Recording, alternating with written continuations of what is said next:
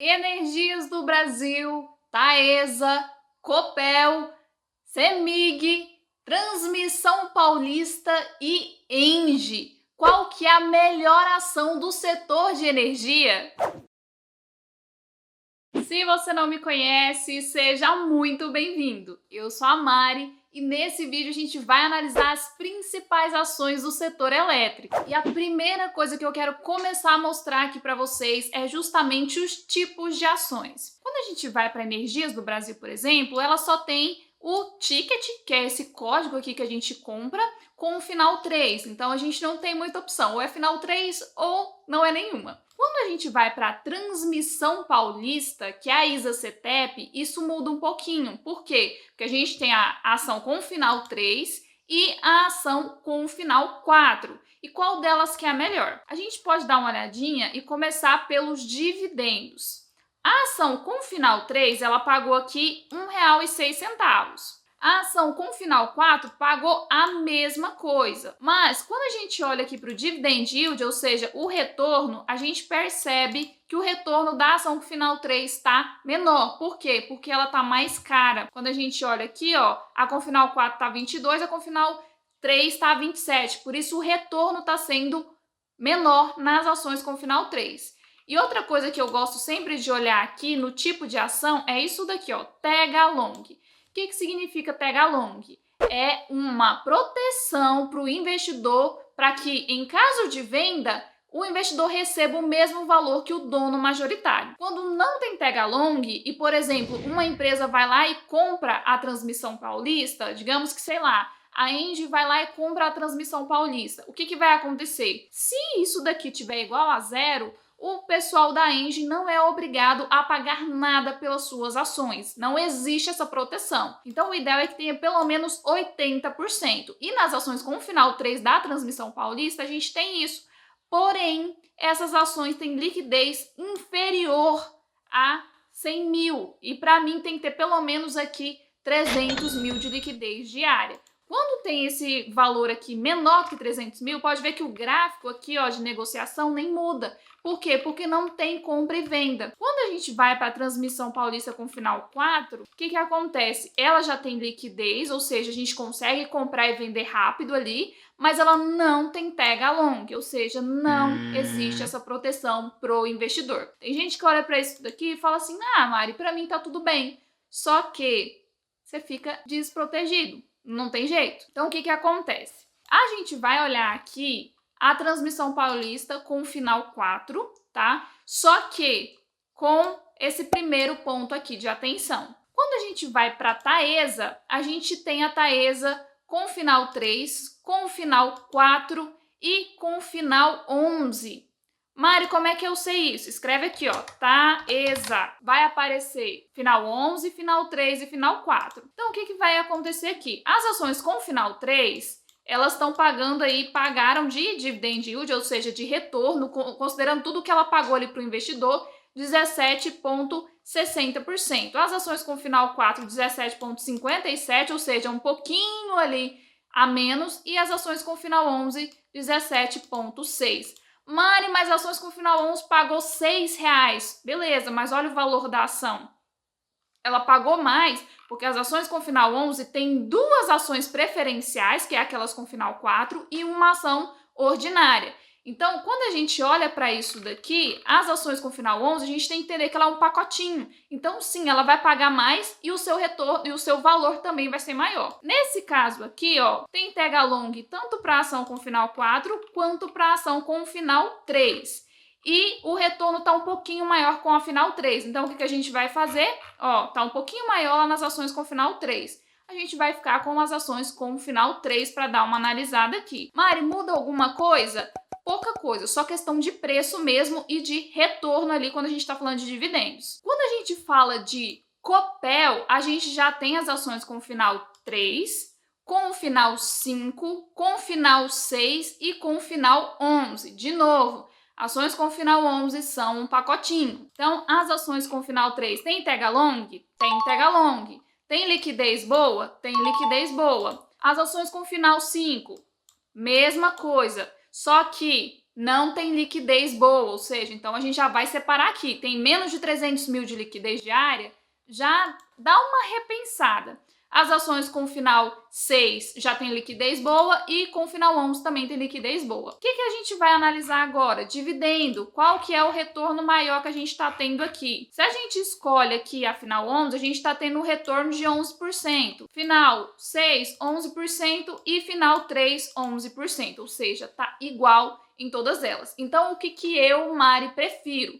Eu prefiro as ações com final 3. Por quê? Mari, as ações com final 6 não pagam mais, em tese, ó, 88 centavos, e as ações com final 3 pagam 80 centavos. Ok, em valor ela paga mais, mas a gente olhar aqui o retorno, que é justamente o que ela pagou sobre o preço que ela vale, as ações com final 3 está compensando muito mais. E quando a gente vai para a CEMIG, é basicamente a mesma coisa. A CEMIG está pagando aqui nas ações com final 3 9% e nas ações com final 4 13%. Então, por conta do preço, o que eu vou fazer? Ficar com as ações com final 4, para quem está focando em dividendos, tá combinado? Mari, é recomendação? Não, nada do que eu disser aqui nesse vídeo é uma recomendação ou de compra ou de venda, são só pontos que eu gosto de analisar e estou apresentando aqui para vocês. Depois que a gente analisou esses pontos aí que são essenciais, o que eu gosto de olhar? O preço sobre o lucro e o preço sobre o valor patrimonial. Quem gosta de olhar se está caro, se está barato, sempre dá uma olhadinha nisso daqui. Por quê? O preço sobre o lucro vai dizer ali quantas vezes o lucro as pessoas estão aceitando pagar por essa empresa. E elas estão aceitando pagar por 5 vezes, ou seja, 5 anos do lucro ali adiantado, né? Quando a gente está falando de preço sobre valor patrimonial, a gente está olhando ali o que realmente vale todo o patrimônio da empresa sobre o preço que ela está sendo negociada. Então, comparado com o patrimônio, a Energias do Brasil está sendo negociada no preço justo. Quase 0,99 aqui, Então, basicamente é o preço justo. E o PL de 5 vezes. A maioria dos investidores não aceita, quem gosta de olhar isso daqui, não aceita pagar mais de 15 vezes. Então, a Energias do Brasil passa nesse critério. A Transmissão Paulista está sendo negociada 5 vezes o lucro e também está abaixo do seu valor patrimonial aqui. A Taesa está sendo negociada um pouquinho acima do preço do valor patrimonial e está sendo negociada aqui com um preço sobre o lucro de 6 vezes. A Engie já ultrapassa, tá? A Engie está com 17 vezes o lucro dela e está com preço sobre valor patrimonial de praticamente 4 vezes aqui. No caso da Copel, ela está sendo negociada abaixo e com preço sobre o lucro de 21 vezes aí. E no caso da CEMIG, tá de 1,22 aqui o preço sobre valor patrimonial e 6 vezes o preço lucro. O que isso quer dizer? Que, comparado com o preço, a gente tem aqui Energias do Brasil e Transmissão Paulista como as mais baratas. Então, vamos começar a pontuar aqui. A Transmissão Paulista, ela não tem tag-along, ela está uma das mais baratas, e a Engie e a Copel estão uma das mais caras. Então agora vamos dar uma olhadinha para o dividend yield histórico. Lembra que eu sempre falo para vocês? Dividendos tem que ser a média. Se você olhar só o último dividendo, pode ser que você deixe passar aí alguma coisa. Quando a gente olha para Energias do Brasil, a gente vê que tem anos que ela paga 11% e tem anos que ela paga 1%. Então é um sobe e desce aqui bem instável. Nos últimos anos, ó, ela pagou aqui em 2021 4% e em 2022 10%. É muito desproporcional. Tem ano que ela retém caixa ali, faz um grande investimento, no ano posterior ela vai lá e paga um pouco mais de dividendos. Mas na média isso dá o quê? Média de 5%.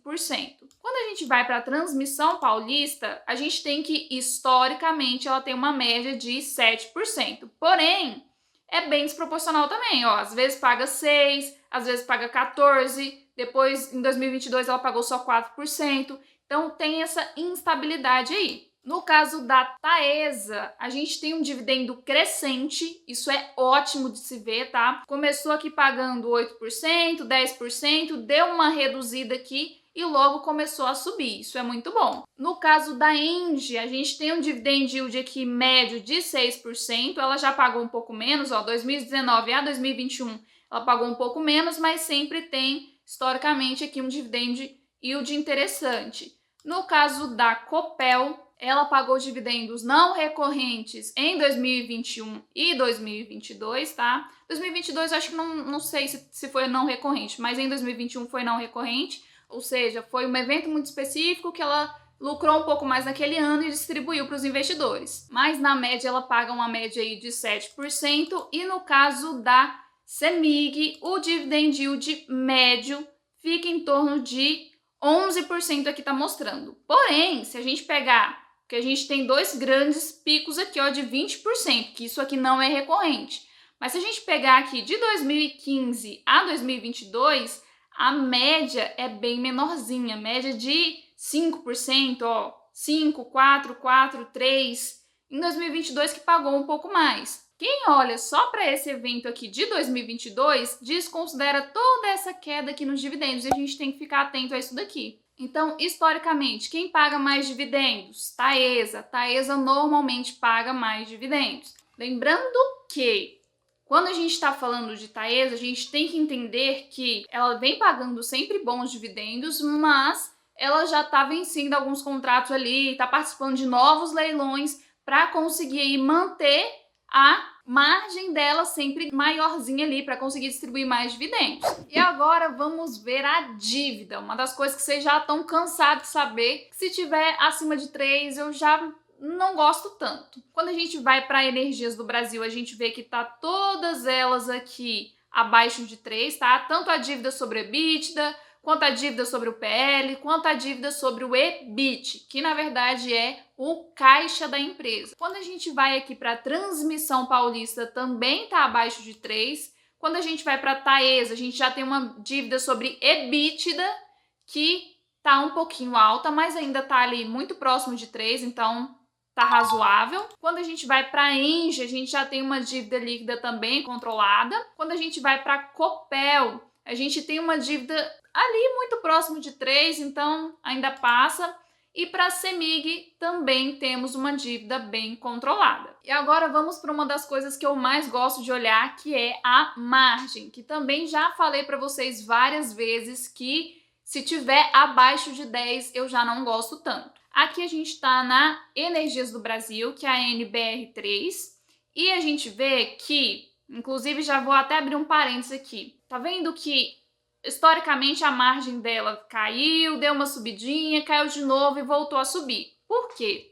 A Engie, ela é uma empresa que investe muito no crescimento e na ampliação dos seus negócios. Então ela trabalha ali inicialmente só na geração e aí depois ela vai crescendo e começou a investir também ali no setor de transmissão e por isso as margens dela inicialmente eram um pouco menor. Mas se a gente pegar 2020, 2021 e 2022, essas margens já estão ali bem próximas de 10, então isso é bom. Quando a gente vai para a Transmissão Paulista e a gente vai aqui na margem líquida, a gente vê que ela já teve uma margem líquida bem baixinha aqui em 2013, mas que historicamente tem uma margem muito boa, ó, média de 44%. Na Taesa, essa margem líquida já é bem maior, tá? Média aí de 58%.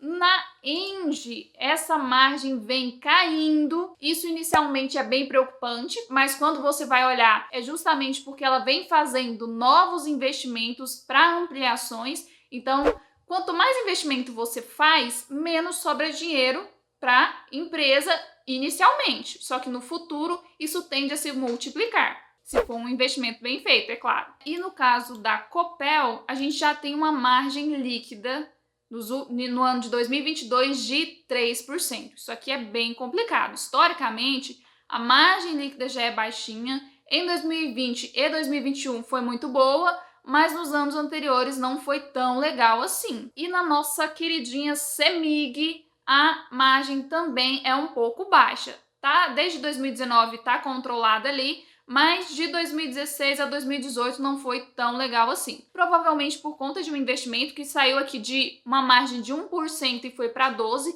então ela provavelmente deve ter feito algum investimento ali também. Então aqui o nosso ponto de atenção vai para as margens da Copel, tá? E vai para a questão da dívida aqui também da Copel, que está um pouquinho alta ali. apesar de estar bem controlada, tá? E agora, só para a gente fechar aqui nossa análise, vamos dar uma olhadinha no ROI, que é o retorno que a empresa consegue entregar ali para os investidores sem precisar de novos recursos. Então, o ROI historicamente da Energias do Brasil, ele é um ROI estável. Quanto que é um ROI interessante, Mari? Um ROI ali próximo da Selic. Se a Selic tiver 7%, então é um retorno interessante. Se a Selic tiver 13%, 13% é um retorno interessante. Então, aqui nos últimos anos, ela vem apresentando um ROI legal. A Transmissão Paulista tem um ROI interessante também. A Taesa tem um ROI média aqui de 22%, isso é bom. A Engie também tem um ROI legal. A Copel não tem um ROI tão legal assim. Em 2020 e em 2021 ela teve um ROI legal, 2019 também, mas em 2022 o ROI dela ficou lá embaixo, o retorno dela ficou baixo. Por quê? Porque ela precisou se endividar para fazer novos investimentos. E no caso da CEMIG, o ROI já teve piorzinho, mas agora está até estável. Então vamos começar a pontuar aqui coisas positivas. O melhor ROI é da Engie. Ela tem uma capacidade muito boa de trazer mais retorno para o investidor. E também aqui da Taesa. Quando a gente fala de margem, as margens da Transmissão Paulista e da Taesa são as melhores. E aí aqui a gente vai para um outro ponto da nossa análise. Por que essas margens aqui são melhores do que as outras? 15%, 9% e essa tá com uma margem de 50 e poucos por cento. Porque a Transmissão Paulista e a Taesa são do segmento de transmissão de energia. Então vamos entender isso aqui um pouco melhor. Normalmente a geração de energia, que é aquela parte inicial ali, que vai ter as placas solares, vai ter aqueles energia eólica, aqueles moinhos lá. Então isso é a parte de geração. Tem as hidrelétricas também, enfim. Na parte de transmissão, ela só pega da geradora e distribui lá para as distribuidoras, que é quem vai entregar para os consumidores finais, a gente aqui na nossa casa. Então, o que acontece? As transmissoras têm margens melhores, as geradoras têm margens mais ou menos. E quem pega ali a distribuição de energia normalmente tem margens menores. E como a CEMIG, ela tá ali também no setor de distribuição, apesar dela ter geração e transmissão também, vez ou outra a margem da CEMIG dá uma caidinha. Por conta disso daí, tem mais inadimplência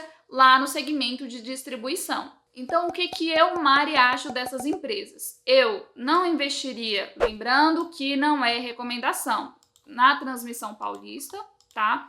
Por quê? Porque eu não aceito uma ação que não tem tag along. Mari, mas você tá deixando de ganhar alguma coisa. Não importa, eu não aceito isso daqui. É um critério meu, tá? Lembra que eu sempre falo para vocês, precisam fazer sentido para a estratégia de vocês? Esse aqui é um ponto. Eu também não gosto de empresas que têm final 5 e 6, então eu já vou eliminar aqui a nossa queridinha Copel. E como a gente tem que eliminar mais algumas empresas aqui, eu vou eliminar a Engie, tá? Por uma questão de preço, ela é uma ótima empresa, só que ela tá com um preço caro, quando a gente olha para o preço sobre o lucro. E vou eliminar aqui a nossa queridinha CEMIG.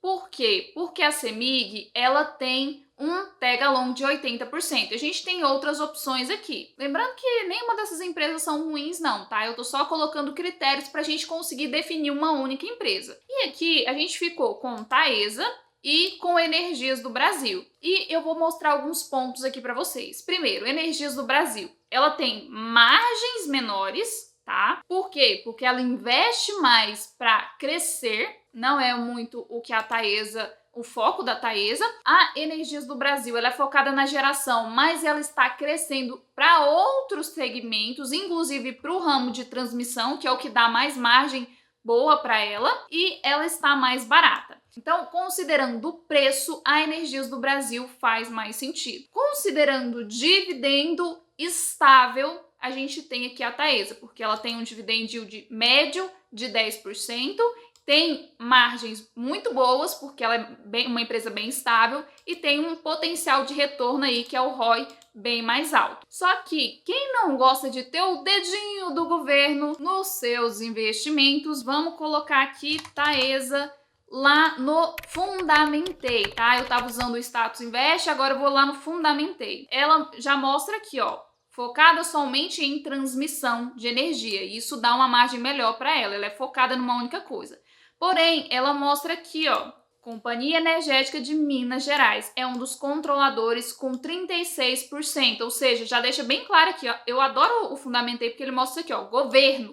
Tem o dedo do governo aqui. O governo de Minas Gerais é o controlador de 36%, quase 37% da Taesa. E a gente tem a ISA-CETEP, que é uma das holds ali, né? A ISA Investimentos e Participações também com 26% como controlador. O governo não interfere diretamente, tá? Mas ainda é o controlador. Então, se isso te incomoda, é um ponto aqui para você fugir. Mas é uma empresa bem redondinha, eu gosto bastante de Taesa, inclusive estou pensando em colocar na carteira do canal, ainda estou decidindo, e gosto também de Energias do Brasil, porque ela tem o maior upside, ou seja, o maior potencial de valorização ao longo dos anos, por conta desse crescimento que ela vem fazendo e dessa migração de geração para focar em transmissão também.